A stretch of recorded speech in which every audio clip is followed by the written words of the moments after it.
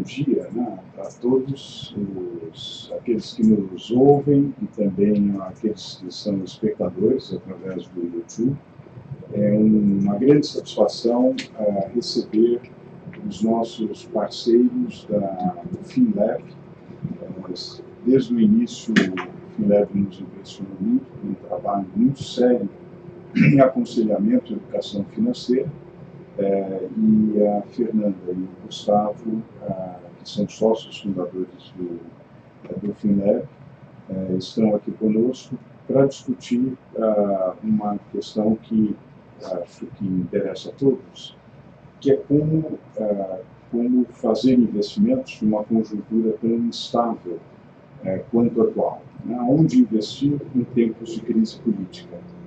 A gente também tem a satisfação de contar aqui conosco com o Ricardo Trindade, que é nosso consultor, e tem trabalhado muito próximo à equipe do FinLab, inclusive com uma página no nosso relatório executivo. A gente sempre procura associar as questões macroeconômicas e verificar como elas condicionam as decisões individuais de investimento.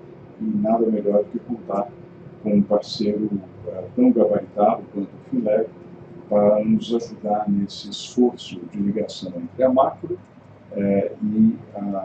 e as finanças pessoais. A Fernanda Rugosic, ela é certificada Certified como Financial Planner, né, e também com o CPA 20 da Ambima. É uma administradora de empresas pela FEA USP, MBA em Mercado de Capitais pela USP, e tem uma vasta experiência no mercado financeiro e no planejamento financeiro, que, aliás, vai ser uma das ênfases que ela vai fazer, a questão do planejamento, né, que não faz parte da tradição das finanças pessoais no Brasil.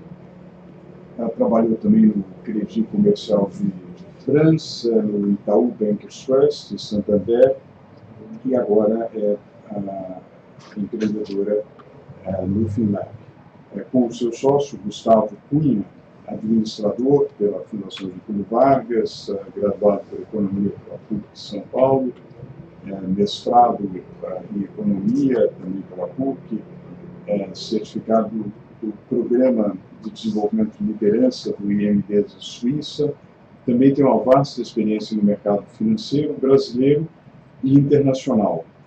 Trabalhou no Banco Sudameris, CCF, HSBC, Santander, foi diretor estatutário do Banco Rabobank e faz parte do quadro de professores da BNF Bovespa. Né? E o nosso consultor, Ricardo Trindade, que tem uma larga experiência no mercado financeiro, nacional e internacional, teve à frente da Câmara Financeira em Boston, e agora está conosco e tem também participado na página que o FinLab tem patrocinado. Eu passo, então, com um grande agradecimento aí pela participação de vocês. Passo a palavra, então, para a Fernanda. Antes de mais nada, queria agradecer o convite, pela participação aqui no webinar. E, além do que a gente vai discutir aqui, a gente fica aberto também para outras questões que vierem. Né? Às vezes a pessoa pensa depois o que aconteceu.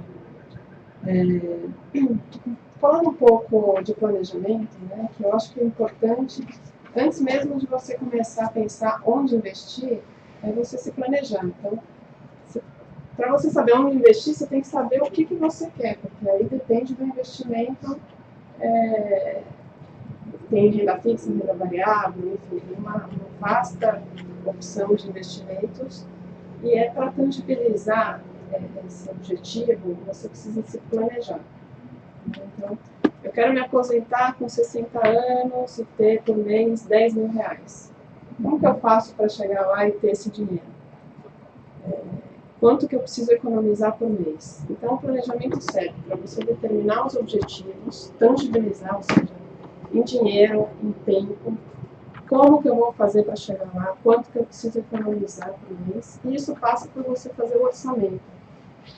O que é o orçamento? É você controlar suas despesas e suas receitas, mensalmente ou até num período menor. Eu até falo que às vezes é melhor você fazer semanalmente para você ter mais controle dos seus gastos, né? O orçamento é uma coisa um pouco chata se você pensar em toda semana ir lá ver quanto você gastou. Mas se você tem um objetivo, isso começa a ficar mais fácil para você. Você tem que ter uma disciplina e tem que ter um objetivo, né? Então, toda semana você fala, eu vou querer comprar um carro, vou querer comprar uma casa. Então eu tenho que economizar X por mês, ou X por um tempo específico para atingir o objetivo. Então o orçamento vai ajudar você a se controlar e ter ideia de onde estão os seus gastos, né? Então, o que é importante na hora que você faz um orçamento? Primeiramente, escolher a forma mais fácil que você se sinta familiarizado com a ferramenta que você vai usar. Então, pode ser uma planilha Excel, ou pode ser aplicativos. Hoje em dia, a gente tem o Guia Bolsa, por exemplo, que é um aplicativo que controla o seu orçamento. Ele já é linkado com a sua conta corrente e ele vai te ajudar a entender onde estão os seus gastos. No orçamento, você vai olhar suas receitas, ou seja, o que você entra de dinheiro na sua conta, e aqui não adianta pôr o seu salário bruto, porque não é esse o dinheiro que você tem para gastar. É o seu salário líquido, é isso que você vai ter para gastar durante o mês. Outro ponto importante do orçamento, cartão de crédito. O cartão de crédito, ele não é uma despesa, ele é um conjunto de despesas que estão ali dentro. Então não adianta lançar lá, gasto no cartão, 1.000. Né? O que é 1.000? Pode ser restaurante, supermercado, escola, gasolina. Então o importante é você extrair de dentro do cartão as suas despesas e juntar com o resto das despesas da conta corrente. E você faz os agrupamentos. Então, e aí também, de novo, depende do teu estilo de vida, o que são os seus gastos. Ou seja, você pode ter educação, pode ter saúde, alimentação fora de casa, supermercado. Você vai agrupando. Por que é importante esse agrupamento? No momento que você precisa cortar as despesas, você saber aonde que você pode cortar. Então tem gastos fixos que são mais complicados. De repente, escola é mais difícil, plano de saúde, mas restaurantes, lazer, são coisas mais fáceis de você conseguir cortar. Então, na hora de você fazer o orçamento, chegar no final da conta, a conta tem que ser positiva. Esse é o princípio básico do planejamento. Tem que sobrar mais dinheiro do que você gasta. Se essa conta é inversa, alguma coisa está errada. Então, ou você tem um estilo de vida acima do que você deveria ter, ou surgiu alguma coisa, alguma despesa inesperada que você também não tinha se planejado para ter essa despesa. Né? Então, uma coisa importante é você ter uma reserva que vai cobrir esses momentos inesperados que podem acontecer, obviamente, na vida de todo mundo. Né? Então, basicamente, o princípio tem que sobrar mais do que gastar. A conta deu negativa, tem que cortar, não tem jeito, tem que cortar a despesa. Deu positiva, aí você tem dois caminhos. Um você tem dívidas hoje, primeira coisa, tem que pagar essas dívidas. Ou seja, você tem que diminuir ao máximo as suas dívidas, por quê? Porque hoje as taxas de juros dos empréstimos são muito mais altas do que dos investimentos. Então não adianta você investir um dinheiro aqui, sendo que a dívida está crescendo muito mais rápida do que a rentabilidade que está dando para o investimento. Então você tem que se livrar da dívida. Então vai sobrando dinheiro, vai pagando as dívidas. Por onde começar? Pelas dívidas que são mais altas. Né? As taxas mais altas você tem que se livrar logo. Ou renegociar. De repente tem um consignado, por exemplo, que você pode tomar para pagar um cartão de crédito. Né? Se você não tem dinheiro ainda. Então, o movimento é sempre se livrar das dívidas mais caras. Tem só um ponto que é uma dívida imobiliária que essas vezes vale a pena se manter, né? Então, assim, porque é uma dívida relativamente barata ainda, né? Mas tirando a dívida imobiliária, que é aquela que você fez para comprar um apartamento de longo prazo, com taxa de juros baixa, as outras dívidas é isso aí, tem que pagar. Não tem dívida? Sobrou dinheiro? Vamos começar a investir. E aí que entra um pouco da onde investir, que o Gustavo vai explorar um pouco mais o assunto. E esse sobrou dinheiro não é só sobrar R$10, você tem que se programar para sobrar aquele dinheiro que você quer atingir o seu objetivo. Então, se você quer comprar um apartamento daqui a 2 anos, quanto que você precisa economizar por mês para conseguir comprar? Ou um carro, ou uma viagem, ou mesmo ter o dinheiro para a aposentadoria, quanto que eu preciso economizar? Então, vai ter que sobrar aquele dinheiro e aí decidir aonde aplicar, onde investir. Então, basicamente, o orçamento ou o planejamento é muito simples. Mas o que precisa acontecer? Você precisa ter a consciência disso, de que é importante para você, e ter a disciplina de acompanhar e ser regrado, e todo mês ou toda semana olhar. Gastei mais, gastei menos, então vou segurar um pouco mais aqui, ou soltar um pouco mais ali. Né? Posso, às vezes, me dar o luxo de fazer algumas coisas. Enfim, o importante é você ter um objetivo, tanto de curto quanto de longo prazo. E aí, agora, passando para o Gustavo, falar um pouco mais de investimentos. Então, a partir do momento que você já sobrou o dinheiro, o que você faz com ele? Se me permite, nessa passagem, eu pediria também para o Gustavo ou para a Fernanda contarem um pouco depois do FinLab, né? Como o FinLab pode ajudar nesse processo. Né? Queria mencionar também a presença do Henrique Viana, que é um especialista em finanças também. Quer falar então do FinLab? Continua? Posso falar? A FinLab ela surgiu num espaço que a gente olhou, que era o seguinte: a parte de educação financeira no Brasil ainda é muito falha. Né? Então você vê coisas assim que, para quem estuda alguma coisa, um pouco de finanças básicas, não sendo implementadas. Né? Então, vou dar um exemplo. Assim, você vê coisas do tipo, quero comprar um apartamento daqui a um ano. Preciso de, vamos chutar um valor, R$300 mil para comprar um apartamento. Eu ganho R$10 mil, eu acho que eu vou conseguir chegar lá. Não vai, né? Nem se você gastar zero. Né? Você não tem como gastar zero, tem como ficar sem comer, pelo menos. Né? Então, esse tipo de consciência de administração, essa confusão de, eu tenho uma conta que eu gasto R$1.000 no cartão de crédito.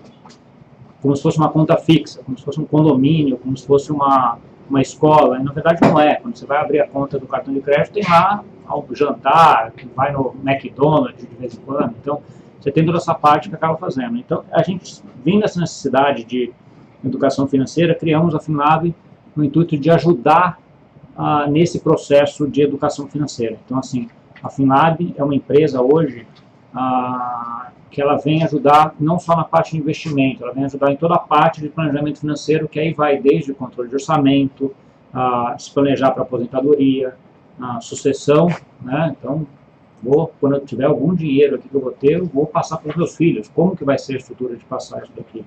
Né? Então, assim, tem casos mais, estou me separando, como é que eu ajusto o custo dos meus filhos? Então, tem casos, é uma coisa muito caso a caso. Né? A gente sabe que cada pessoa tem os seus problemas individualmente, e é isso que a gente tenta passar. Então, assim, é uma coisa que a FinLab, ela pega toda a teoria em termos de investimento, em termos de planejamento financeiro, e individualiza isso para as pessoas. Né? Então, assim, esse é o nosso objetivo, transformar um negócio que é uma teoria lá, que às vezes não é palpável para a pessoa, em uma coisa palpável que isso vai fazer ajudá-la no futuro. Tá? Todas as decisões que a gente toma, querendo ou não, elas envolvem dinheiro. Né? Desde que o dinheiro foi criado lá atrás, qualquer coisa que você vai comprar, qualquer objetivo que você queira ter, qualquer meta que você consiga, imagine, você consegue hoje, de certa forma, tangibilizar isso em dinheiro. Né? Então, assim, o dinheiro hoje é um negócio que a gente precisa controlar, a gente precisa saber lidar com ele. É isso que a gente quer fazer. Tá? Passando um pouquinho agora para a pergunta específica que a Fernanda colocou, investimento, você parte do princípio que sobrou dinheiro. Né? Então, assim, pega todo esse planejamento que a Fernanda estava falando de orçamento, certo? Sobrou um dinheiro. Né? Ou você se programou para sobrar aquele dinheiro. Seja R$10 ou R$10 mil. Ele está lá, o que você faz com isso? Né? O brasileiro, durante muito tempo, tinha uma oportunidade de investimento que ainda é muito comum, que é a poupança. Ia lá no banco e investir na poupança. Tá? Hoje, a maior parte dos correntistas brasileiros que têm alguma coisa de investimento vão para a poupança. Tá? Poupança, nos últimos 3 anos, 4 anos, rendeu mais ou menos metade do que é o CDI, que é uma taxa de referência para juros no mercado. Tá? Então, assim, não foi um bom investimento do ponto de vista de investimento. Tá? E aí eu vou entrar um pouco em algumas alternativas que são tão ou mais seguras até do que a poupança e rendem muito mais, rendem praticamente o dobro da poupança. Tá? De que eu estou falando? Do Tesouro Direto. Tá? O Tesouro Direto foi uma iniciativa do Tesouro Nacional, né, do governo, que foi criada, se não me engano, deve ter alguma coisa em torno de uns 10 anos, aí, foi criada. O que estava por trás dessa ideia? O tesouro, pensa no tesouro como sendo a sua casa. Né? Você gasta, você tem os seus gastos, e você tem que ter alguma entrada de dinheiro. Né? No caso do tesouro, a entrada de dinheiro são os impostos que a gente paga. Né? Todo o imposto que a gente paga vai lá para o tesouro e ele gasta em infraestrutura, em funcionários, em várias outras coisas. Né? Só que ele tem um buraco, ele precisa tomar dívida. Por quê? Porque o que entra é menos do que sai. Né? Isso é que está criando toda a discussão de rombo de previdência, etc., que está sendo muito falado hoje. Então, assim, se entra menos do que sai, ele precisa tomar dinheiro de algum outro lugar. Como é que ele toma dinheiro de outro lugar? Ele toma uma dívida. Ele se endivida, ele emite o que a gente chama de títulos públicos. Então, olha lá, todas as pessoas que têm algum dinheiro vão lá e dão dinheiro para ele, ele te dá um título onde ele te diz, eu, governo do Brasil, vou te pagar esse título em tantos anos com uma rentabilidade tal. Tá? E ele sempre fez isso, sempre se financiou, há mais de, 40 anos que existem esses mecanismos de financiamento, só que eles eram mecanismos de financiamento que iam só para os grandes investidores. Então, você ia investir em títulos do Tesouro Nacional, você precisava ter pelo menos R$1 milhão para comprar um título. Né? Então, eram volumes muito altos. E acabava fazendo que havia uma concentração muito grande dos detentores desse título. Né? Então, ainda existe, grande parte dos detentores desses títulos hoje são os bancos nacionais. Outra, você tem os investidores estrangeiros. Né? Então, assim, o governo olhou para isso aqui é bastante concentrado, mas por que eu não vou direto na população que tem menos dinheiro, ou que tem até R$1 milhão, e não eu pego o dinheiro direto dele, e não essa pessoa investe no banco que vai lá e compra o título do governo. Né? Então, com essa iniciativa, o Tesouro montou uma estrutura onde ele ia direto ao consumidor final, ao investidor final. Tá? Esse processo criou a estrutura do Tesouro Direto, onde qualquer pessoa basicamente pode ir lá e comprar títulos públicos. Tá?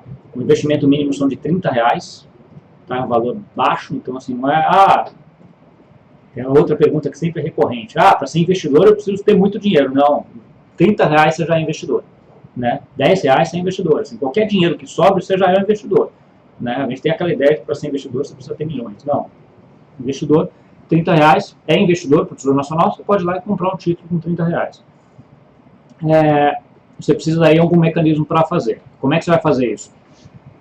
Ele tem que ser via uma instituição bancária, né? E no caso alguma corretora ligada a banco. Tá? Você tem mais ou menos hoje associadas ao Tesouro Direto alguma coisa, se não me engano, em torno de 40 ou 50 corretoras que você pode ir lá e comprar. E aí vocês vão me perguntar, Gustavo, mas qual corretora eu vou comprar? Tem o risco da corretora. Né? A gente vira e mexe, houve algumas fraudes com corretora.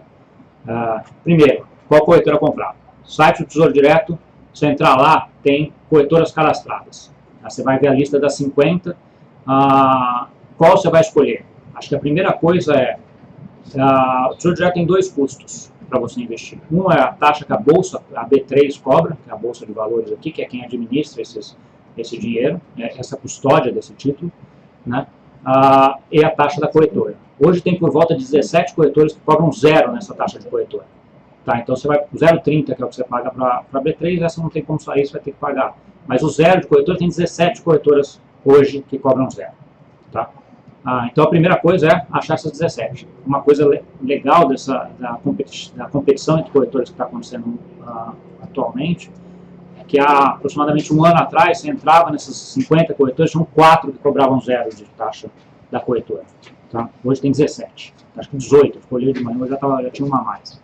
Então, você entra nisso daí, compra esse valor, escolhe qual que é a corretora que tem taxa 0, e dentre elas, aí tem que dar uma olhada qual que é a que está mais fácil para você, qual que é a que você tem mais acesso, tem pelo menos umas 4, aí vocês mandam um e-mail para a gente, que eu até indico alguma, porque vai depender do tipo de coisa que você quer investir, ou não, ou pode até perguntar depois aqui no final do call. Tá, mas aí você escolhe uma dessas 17, você comprou esse título dentro dessa corretora, eu já vou entrar em qual título você compra, você tem um risco basicamente de um dia dessa corretora, que é o risco de você mandar o dinheiro para essa corretora e no dia que você está comprando ela ainda não registrou a compra desse título no Tesouro Direto e ela quebra nesse dia. Esse risco existe. Tá? Aí você não tem como sair. Se você pegar uma dessas corretoras grandes, esse risco é muito pequeno. Tá?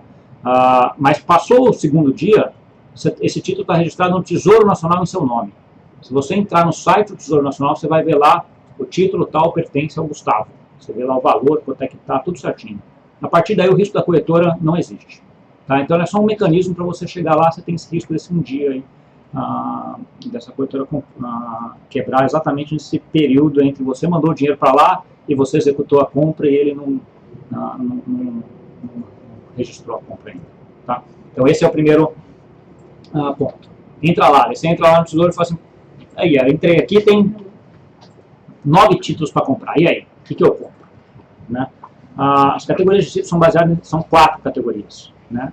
O Tesouro Selic, Tesouro IPCA, e Tesouro IPCA principal, e Tesouro pré-fixado. Tá? Para quem está começando, conselho Tesouro Selic. Tá? Tesouro Selic é o diretamente comparável com a poupança. Tá? Com a vantagem que o Tesouro Selic tem liquidez diária, você tira quando você quiser o dinheiro de lá, a poupança é de 30 em 30 dias. Tá? A poupança também tem um problema de garantia, na verdade, porque todo mundo acha que a poupança é garantida pelo governo, na verdade não é bem assim, ela é garantida pelo FGC, que é um fundo de bancos, mas isso é papo para outro seminário aqui. Tá, mas assim, esse título, Tesouro Selic, ele é mais garantido do que a poupança, porque ele é título do Tesouro Nacional, o risco do Tesouro Nacional. O risco é o país quebrar. Tá? Se o país quebrar, você vai ter problema, mas aí é aquela história, né? Ele é o menor risco dentro do país. Tá? Então, assim, não tem como, é um risco muito, muito pequeno para quem tem dinheiro em reais. Tá? Então, Tesouro Selic, para quem está começando, começa lá com R$30, R$50, e começar investimentos, assim, quando você está começando, tem que começar pequeno, né? Não adianta querer pegar todo o seu dinheiro e colocar lá. Então, vamos devagarzinho, coloca um pedaço lá do que você acha e vai se familiarizando com a ferramenta e vendo como é que faz.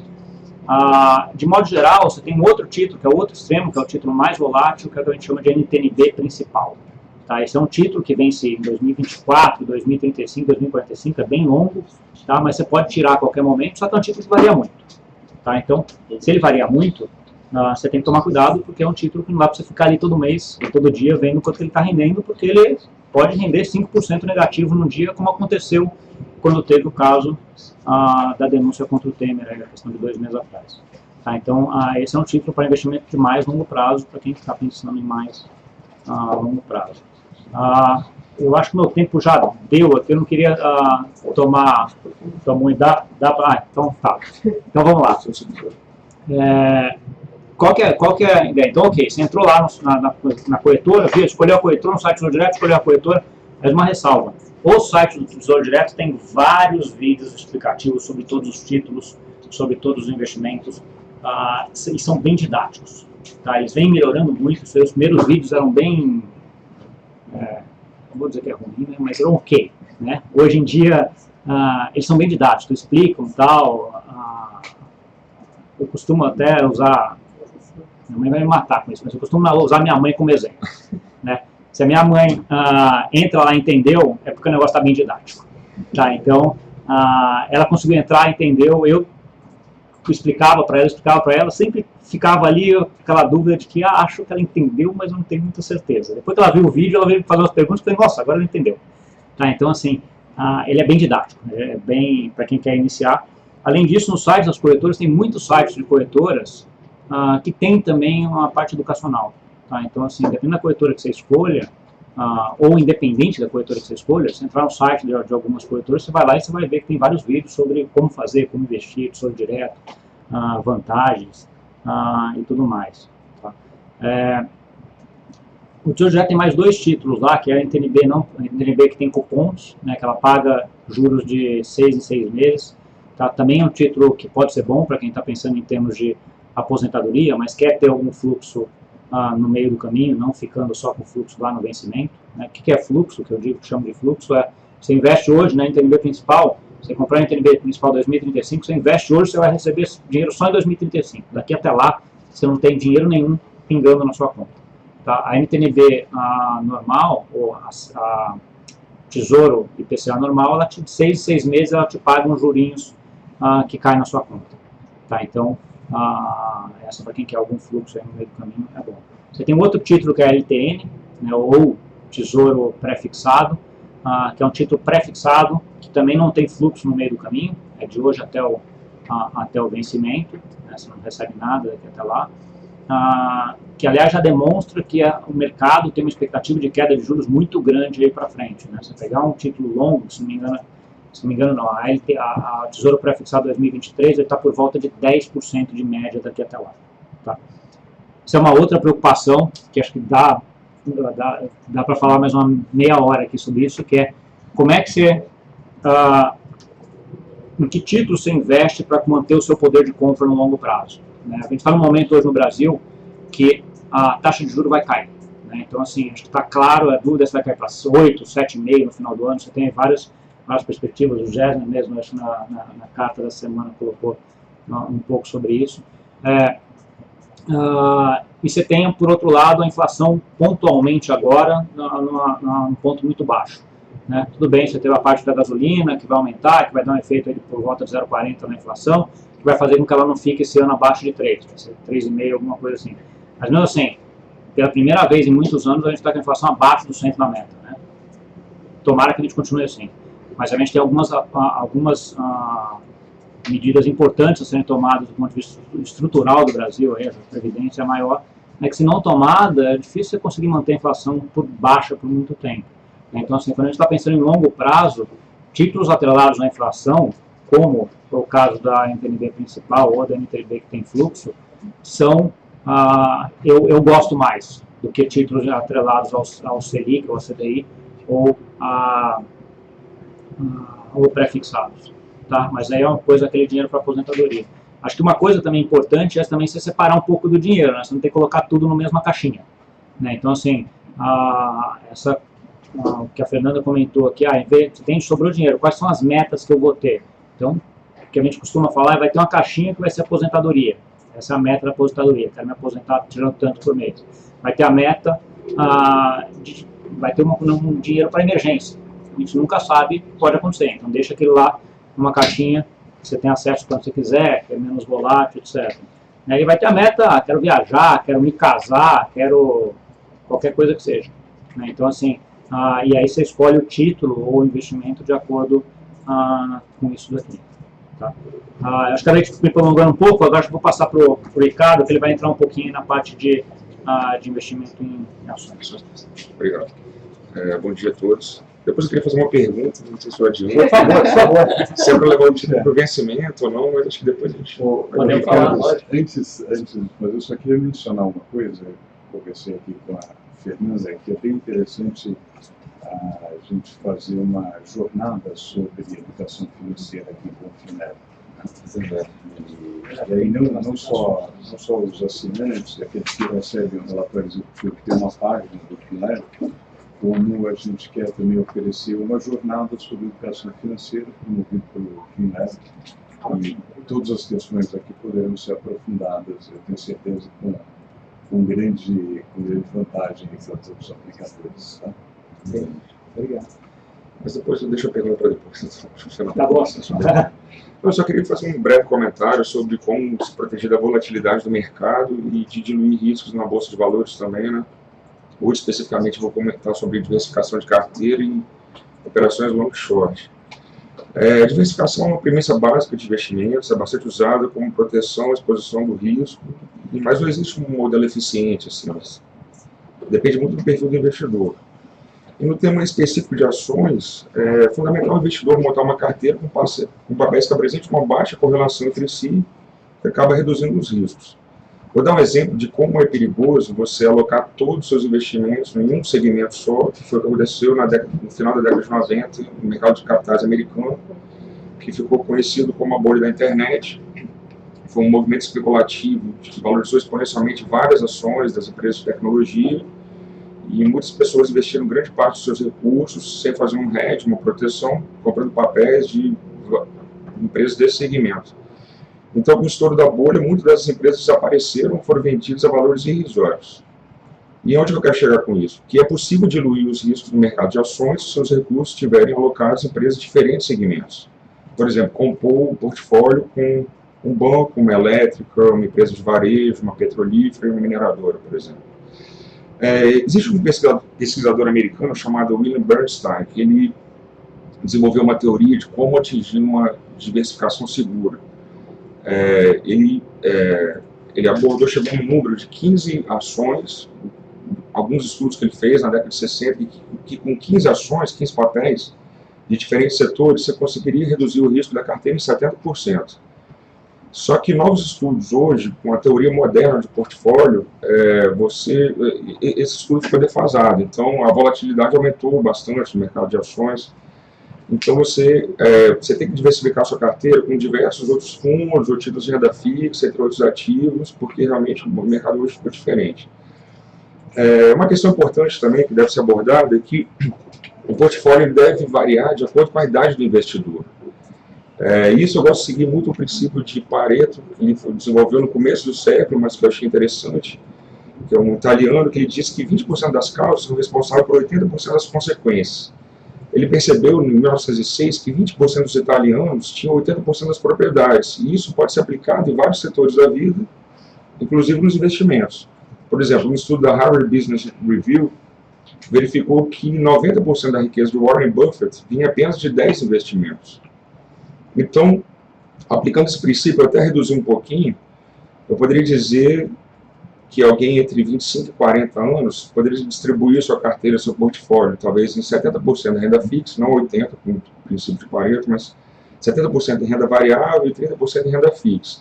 E depois dos 60 anos, fazer uma redistribuição, um rebalanceamento, colocando os ativos de renda variável em 30% e renda fixa em 70%. Vou descrever alguns modelos extremamente bem-sucedidos de diversificação, como é que eles foram formatados. Tem um modelo bastante famoso que é da Universidade de Yale, nos Estados Unidos, que é um dos maiores endowments que tem na América. Eles dividiram o endowment em 6 partes iguais, e ele tem um desempenho muito superior aos seus pares, como Harvard e Columbia.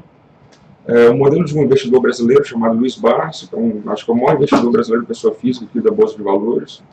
Ele concentra suas ações na sua carteira em poucas ações, preferencialmente em papéis que paguem bons dividendos, e ele vai fazendo o rebalanceamento da carteira quando ele vê uma oportunidade de investimento. Tem o modelo Jack Bogle, que é o fundador da Vanguard nos Estados Unidos, que ao invés de fazer uma seleção de empresas, ele apenas compra fundos de índice, que é uma carteira teórica que representa as ações mais negociadas, com baixas taxas de administração, adicionando títulos à medida que ele envelhece. O mais famoso é Berkshire Hathaway, do Warren Buffett, que é o maior investidor da história dos Estados Unidos. Ele possuía 18 papéis na década de 80, reduziu para 10 em 2003, eu contei ontem, na segunda-feira, entrei na página da Berkshire. Ele tinha 41 empresas no portfólio, com 160 bilhões aplicado, mas apenas 3 ações compõem 48% do portfólio dele, que são Kraft Heinz, Wells Fargo e Coca-Cola. Então, portanto, a minha sugestão é, se você tiver tempo de analisar, acompanhar o mercado, compre ações de setores diferentes, reaplique os dividendos e deixe no horizonte de prazo razoável, rebalanceando a carteira sempre. Se não tiver muito tempo, compre um índice de ações ou um fundo de índice, como o BOVA11, que detém todos os papéis da carteira teórica e vai monitorando de tempos em tempos. E como uma outra estratégia, apenas que é um assunto mais profundo, senão vou tomar muito tempo, é uma operação long short, que é uma arbitragem entre 2 ativos que têm um objetivo de lucro, a performance relativa entre ambos, ou seja, entre a ponta ativa, que é a ponta comprada, e a ponta passiva, que é a ponta vendida. Você monta uma posição na ponta compradora e na ponta vendedora, buscando lucrar a rentabilidade entre eles. Como que é feito isso? Por exemplo, você pega 2 ações do mesmo segmento, Itaú ou Bradesco, Semig e Eletropaulo, Cirela e Ross. Ou então pares de uma mesma empresa, Vale 3, que é ordinária, e Vale 5, que é preferencial, Usiminas 3 ou Usiminas 5. Você compra uma, vende a outra do mesmo par, calcula o ratio, que aí não vou me aprofundar nisso, e quando você perceber, quando tiver definida a distorção, está estruturada a operação. A gente deve ficar atento aos stop loss, obviamente, que para estabelecer um limite de perdas, mas é uma operação interessante pelo hedge. E não importa muito se o mercado vai disparar ou afundar, porque você está protegido ali. O financeiro envolvido é praticamente zero, pois a quantia desembolsada na compra é recebida na venda da outra parte. E num cenário perfeito, a melhor coisa que pode acontecer é a ação que você comprou subir, a ação que você vendeu cair. Aí você vai ganhar nas duas pontas. Mas ela busca exatamente isso, uma performance relativa a dois ativos. De qualquer modo, uma alternativa para não ficar exposto à volatilidade do mercado. É basicamente isso. Tá ótimo, Ricardo. Eu agradeço muito as contribuições. Eu acho que a gente pode abrir para perguntas, para quem quiser perguntar. Talvez a nossa operadora possa chamar as perguntas. E se o Henrique Viana tiver algum comentário, alguma pergunta, por favor. Tem uma pergunta. Obrigada. Iniciaremos agora a sessão de perguntas e respostas. Caso haja alguma pergunta, queiram, por favor, digitar asterisco 1. Henrique, por favor. Bom, antes de abrirmos as perguntas do público, eu queria perguntar qual é o papel da FinLab em desmistificar esse fenômeno que é investimento em poupança do brasileiro, de que a gente hoje tem uma população que é extremamente avessa ao risco, muito mais do que em outros países. E como é que a gente... hoje você vai conversar com pessoas até mesmo esclarecidas de outras profissões que qualquer coisa que fale, até mesmo em título público, fala em risco. Vamos sair da poupança, mas como assim? Vou abrir mão do meu risco? Qual é o papel da FinLab nesse contexto todo de desmistificação? E até mesmo quando você olha bancos comerciais, eles normalmente têm alguns incentivos que acabam visando muito mais a remuneração variável do gerente da ponta do que para o bem da pessoa física. Qual é o papel da FinLab em desmistificar essas coisas? Sim. Obrigado, Henrique, pela pergunta. Eu acho que é educação, né? Acho que assim, à medida que você tem uma população que tem mais educação, é mais difícil ser enrolado. Né? Quanto mais educado, quanto mais você sabe sobre determinado assunto, mais difícil fica de alguém te convencer do negócio que você não quer. Então, assim, a poupança, para mim, é um caso clássico. A poupança, hoje, você vai pegar na lei, na regra da poupança, a poupança não é garantida pelo governo, é um risco do banco que você está aplicando. Ela é garantida por um sistema de garantia dos bancos, que chama FGC, até R$250 mil. Então, assim, se você tiver hoje mais do que R$250 mil numa poupança, e esse banco quebrar, a garantia que você tem vai ser sobre os 250 mil que você tem lá dentro. Tá? Obviamente, você poderia ter uma garantia implícita, de que se quebrar o Banco do Brasil, o governo vai lá e vai ajudar, ele vai te salvar. Mas isso não está escrito em nenhum lugar. Né? Então, assim, você tem casos, por exemplo, na crise de 2008 lá fora, quando você tinha lá nos Estados Unidos, Fannie Mae e Freddie Mac, que eram duas empresas enormes lá na parte de aposentadoria nos Estados Unidos, que também tinham a garantia implícita de que o governo salvaria se elas tivessem problema. Tá? Então, assim, mas não tinha nada escrito.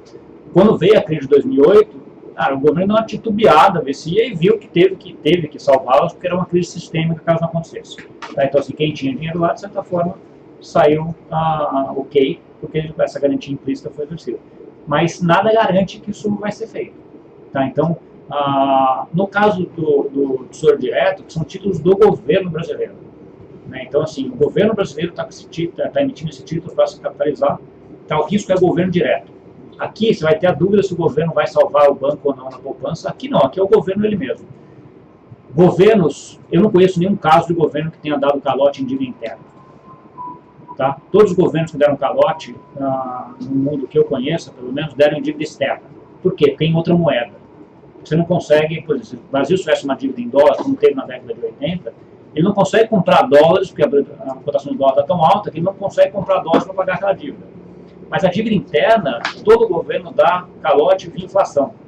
O que ele faz? Preciso pagar essa dívida. Eu controlo a casa da moeda, a impressora de dinheiro aqui.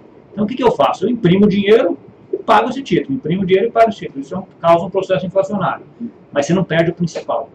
Né? Então, assim, é muito mais seguro se aplicar hoje em tesouro direto do que poupança por esse fator. E o papel nosso, acho que como a FinLab, é deixar isso claro, avisar as pessoas, ó, o risco aqui é menor, a rentabilidade é o dobro, não faz sentido, não é racional você ficar na poupança. Então, acho que esse é o principal papel. Em relação ao segundo ponto que você colocou, metas de gerente vis-à-vis o que o cliente quer aplicar, essa é uma discussão grande que o mercado tem, principalmente, e tem um estereótipo de banco, né? Porque as corretoras ajudam, o banco tem sempre o gerente lá que vai ter a meta de vender previdência, vai ter que vender previdência para o velhinho de 70 anos para fazer a meta. Acontece, a gente sabe que acontece. Tem diminuído, eu acho, tá? Até pela parte das certificações que o mercado tem exigido dos profissionais, tá? Mas ainda acontece. Eu acho que a educação também ajuda a que isso não aconteça mais. Né? Por exemplo, minha mãe tem conta em banco, venderam um COI para ela recentemente. Né? Um COI de ações dos Estados Unidos. Ela tem 65 anos, não faz sentido isso. Eu liguei para a gerente, eu resolveu lá, tal, etc. Mas claramente deveria ter alguma coisa a ver com alguma meta da gerente desse banco. Entendeu? Acontece hoje ainda. Né? Então, assim, minha mãe sendo mais educada, sabendo mais, etc., ela certamente não vai aceitar um negócio desse. Então, acho que esse é o papel que a gente tem que fazer. Tá? Obrigado. Se me permite acrescentar um aspecto também, eu acho que do lado da oferta também é bastante importante. Do lado da demanda é muito importante a educação financeira. Do lado da oferta tem havido um esforço por parte de uma boa parcela do mercado de autorregulação. Existe um esforço da FEBRABAN de autorregulação no sentido de garantir que a informação aos clientes, em todos os produtos e serviços, seja uma informação muito fidedigna e que se preocupe com a ótica do cliente. Né? Eu acho que isso é muito importante também, na Inglaterra, nos Estados Unidos e vários outros países, tem havido um esforço cada vez maior de pensar o seguinte: será que a instituição financeira está oferecendo um produto adequado para aquela pessoa? Não faz sentido eu oferecer um produto, como foi dado o exemplo, né? A sua mãe tem sido muito citada aqui, né? Você vai ficar feliz ou não? Ela vai te dar uma bronca, eu não quero nem ver. Mas é muito importante que a instituição financeira tenha consciência de que não interessa oferecer algo que não interessa ao cliente, porque isso aí não tem sustentação. Acho que você quer fidelizar de uma maneira de um win-win, né? De uma maneira ganha-ganha. Mas tem um bloco de perguntas, né? Tanto pelo YouTube quanto pelo telefone, e aí a gente podia passar as perguntas. Né? O senhor Eduardo Diniz, da empresa Diniz Assessoria, gostaria de fazer uma pergunta. Bom dia. Um outro fator que eu tenho muita curiosidade é com relação ao comportamento do câmbio, né? Para quem está investindo em dólar ou está atrelado em dólar, qual seria uma tendência para esse segundo semestre, visto que o cenário político ainda é um cenário ainda meio obscuro? Eduardo, você fez a pergunta que eu tenho errado mais nos últimos tempos.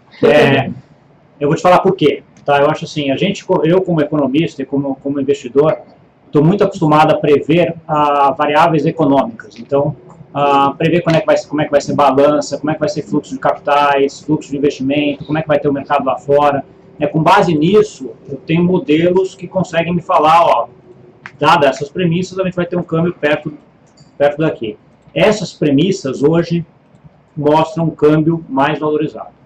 Tá? O real caindo aqui no próximo. Principalmente pela safra agrícola nossa que vai ser recorde, dentre outras, entre investimento internacional que está entrando para curto prazo. Tá? O ponto que tem aqui, a grande dúvida é o seguinte: o que está movendo hoje câmbio e coisa não é tanto isso, né? São as discussões políticas. Né? Então, assim, a gente está lá com a base econômica achando que isso, e de repente sai uma uma delação contra o presidente nosso que saiu há 2 meses atrás, o câmbio anda 6%, 8% num dia. Né? Então, assim, está muito difícil. O que eu diria é o seguinte, com base econômica, é ficar por aí e cair um pouco mais. Tá? E precisa 3, perto de 3. O problema é político, né? Aí é difícil, as previsões políticas são... eu não consigo, sendo bem sincero, é difícil fazer um prognóstico político. Eu tenho alguns cenários que eu trabalho, mas prognóstico político no Brasil dos últimos 2 anos foi bem difícil. Acho que o Zé pode orientar. Eu não vou falar sobre macroeconomia porque está tão interessante isso aqui, e eu acho que o Gustavo colocou muito bem, mas eu só vou mencionar, fazer um comercial aqui, que nós temos uma página no relatório executivo de análise política com um parceiro nosso, a Factual Análise, que é o Leonardo Barreto, um excelente cientista político, e também temos uma análise quantitativa, probabilística, com um outro parceiro da Numberscare, o Sérgio Wexler, que faz agora, por exemplo, ele está fazendo semanalmente uma atualização da probabilidade de aceitação da denúncia contra o presidente Temer. Extremamente interessante. Então, a gente tem tanto uma análise quantitativa, probabilística, quanto uma análise qualitativa dos 2 maiores especialistas do país na área estatística e na área de ciência política.